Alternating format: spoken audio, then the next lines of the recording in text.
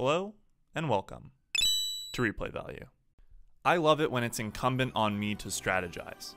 There's a thrill in the process of developing and executing on a plan, an expectation for how it'll turn out that is either matched by reality, producing immense satisfaction, or a crushing realization that there was some variable unaccounted for that ended your best efforts. That's why I love games like Risk and Settlers of Catan, titles like Fire Emblem and Civilization, or, in a similar vein, narratives that follow a strategist or tactician. Strategy is an interesting narrative type to write for, because traditionally it's inherently at odds with suspense, which is as engaging an emotion as you can hope to find. It's hard to keep an audience invested when they know what's going to happen and the end result is as clear as day. To deal with this, writers have developed strategies themselves to go about maintaining this balance. And about 95% of good strategy writing finds itself in one of four types. Today we'll be taking a look at each of those methods, using a case study for each from a variety of anime series, and try to figure out why and when they're effective.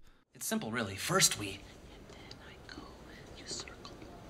Abed, what did I tell you? You can't just mumble nonsense. No one's cutting away. Okay, fine. Here's my actual plan.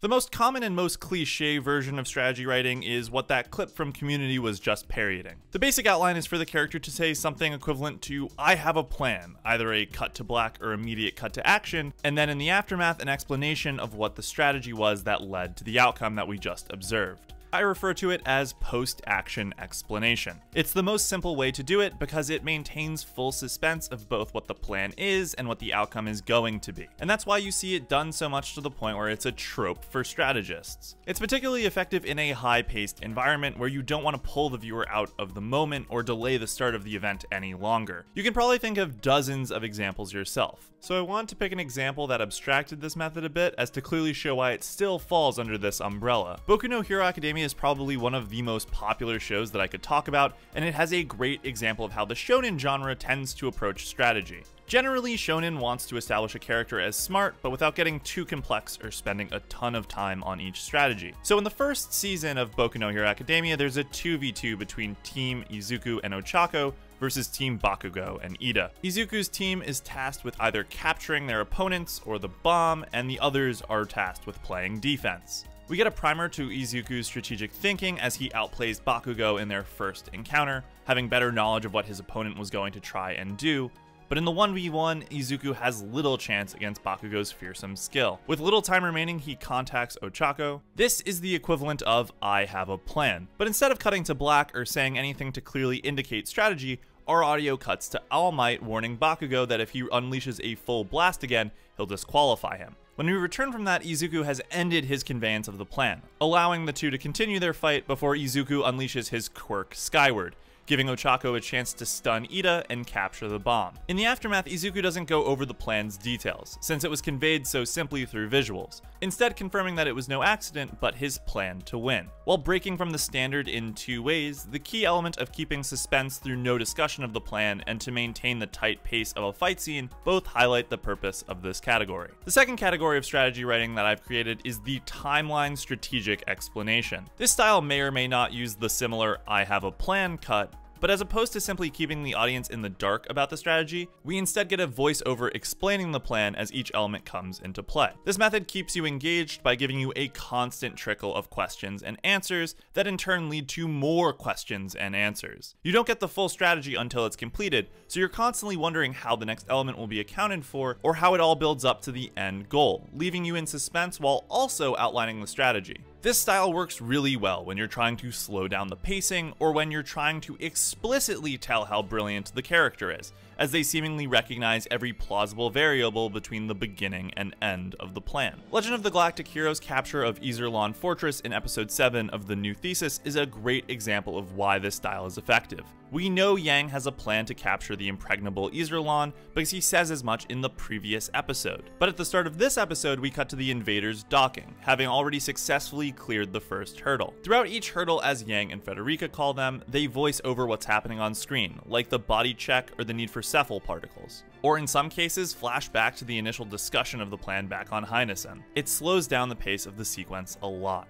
which builds the tension as the Rose and Ritter move deeper and deeper into the fortress, with every step becoming a lot more treacherous than the last. Of course, the new Thesis also uses the threat of Shenkop's betrayal as a way to create suspense, on top of the question of whether he'll succeed or not, or how he'll achieve the goal of capturing the control room. It also highlights how simple and brilliant Yang's plan is, using basic human overconfidence as the basis to achieve a huge strategic victory. Not only is this sequence well written, it showcases why the timeline strategic explanation is used to build intrigue through slower pacing and gives the most space to characterize the strategist. Our third style that we're discussing today is goal omission. In this style, we're either given the entirety of the plan at the beginning, or it's teased out over time, like the timeline strategic explanation. But the viewer is unsure what the strategy's final objective is, or the critical element that's going to bring it all together. By omitting the key element, we're left wondering for what purpose the strategy was crafted, and kept in suspense until that's revealed.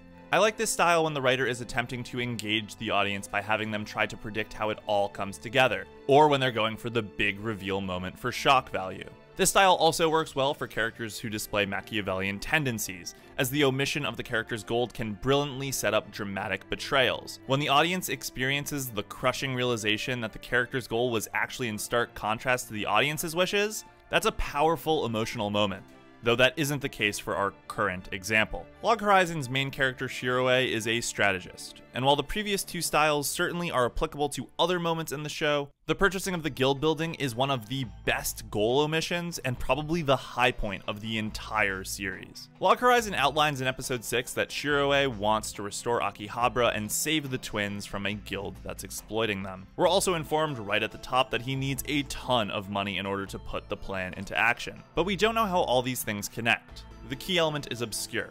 Unlike the capture of Iserlohn, where we knew from the get-go how capturing the control panel would lead to Alliance victory. From that point, we go through the timeline strategic explanation as they open up a food stall, meet with merchant guilds, and the invitation of the large guilds to the Round Table Conference. As we go into episode 9, it's still unclear how the events of the last two episodes relate to the goal laid out in episode 6. And while the Round Table Conference starts to turn for the worst, Shiroe having no real bargaining power over the combat guilds, the big reveal happens. Shiroe has purchased the guild building for 5 million gold, giving him the biggest bargaining chip imaginable against the guilds assembled at the conference. The ability to deny them access to their bank, and it gives a clear path to saving the twins by effectively disbanding the evil guild. It's a moment where you're forced to reckon with Shiroe's ingenuity, and puts you in the same mind state, shock, as both the other round table attendees and Shiroe's allies who had various levels of knowledge about the plan.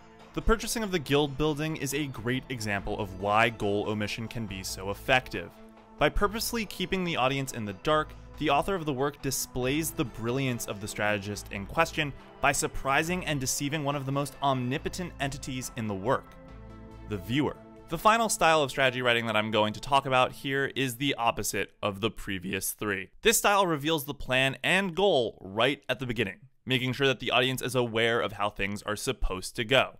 And then something goes wrong and the entire plan falls off the rails. There is a tendency to go straight from plan announcement to it going wrong to make sure that the audience doesn't get bored as things slowly move forward according to plan. But in some cases, the slow build can be kept through using the other three methods on secondary or tertiary cases. When the plan goes awry, the suspense kicks in to ask if the characters will recover and how this changes the landscape. This in turn gives us a better sense of how our strategist deals with thinking on their feet and responding to adversity, either through overcoming this unforeseen matter or by breaking and losing the day, unable to bring victory from the jaws of defeat. Alderamin on the Sky could have been used as an example for all of these styles I brought up today. It's an underrated gem that in my opinion deserves a second season. I have a lot of thoughts on the show, but for now let's chat about the ending battle of Alderamin. Yggdrasil throughout the show has led his troops to unparalleled victories, his genius and strategies without match for almost the entire show. But in the final battle between the Empire and Aldera, he meets his foil, Jean, from Hyouka, on loan to the army of Aldera.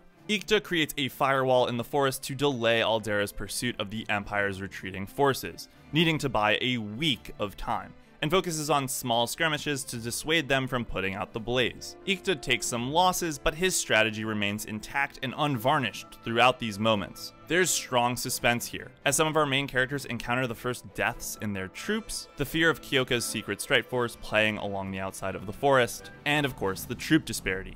12,000 to 600. Alderamin even incorporates the post-action explanation when Torway's troop defeats the strike force in ambush to keep the tension high. But just when you think that the Empire is going to succeed due to Ikuta's brilliance, Hyouka's major breaks through the firewall by outplaying Ikuta's expectations of what weapons they had on hand. As Jean's troops move forward, Ikuta is forced to accept that his plan has fallen apart, and we as the audience go into the final episode on a massive cliffhanger. All of a sudden, the hard work of the previous 3 episodes have gone out the window, and the question of whether our characters will manage to buy enough time for the retreat brings suspense. Ikuta, of course, is able to turn the tables with a new plan, tackled in the classic post-action explanation, but what we learn about Ikuta here, even more impressive than his past victories, is how he's able to learn about his opponent and predict their moves and expectations based on their data. And of course, his propensity for thinking outside the box to overcome huge manpower deficits. Going off the rails is the best way to discover what a character is like in Crisis, and a strong engagement tool to keep the audience invested as we observe our characters deal with a new set of circumstances